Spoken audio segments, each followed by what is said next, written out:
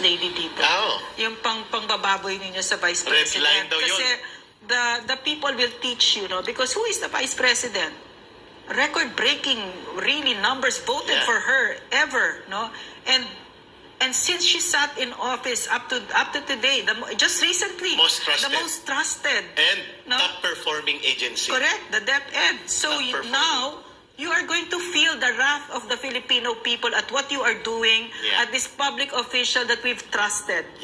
Ito mga ugali at mga pagmamalapis ay sisingilin ito ng taong bayan. Ano ngayon kung bad shot sa'yo si Vice Presidente? Para bang dapat matakot si VP? At kami din, bad shot sa'yo. So ano ngayon? Magtatahimik kami? Bad shot ka din sa amin.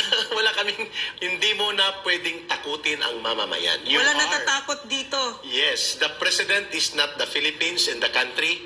The President is not the king. And you are not the queen.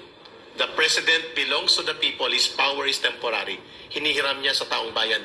Pati po ang inyong paggamit ng poder na yan ay hinihiram ninyo. Eric, you know, I never thought that I would say it with government or people like this. No, I never thought I would say it because I would say it with the CPP, NPA, NDF. Walang natatakot dito.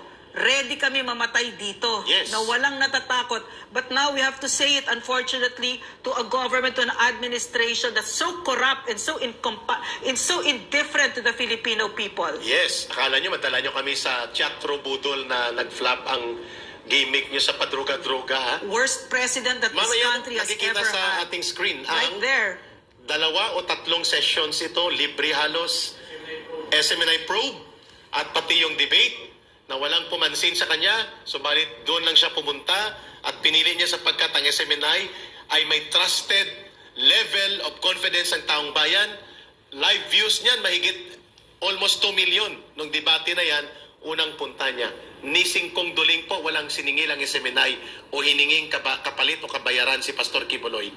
Yan ang dapat mong tandaan, Lisa Araneta Marcos.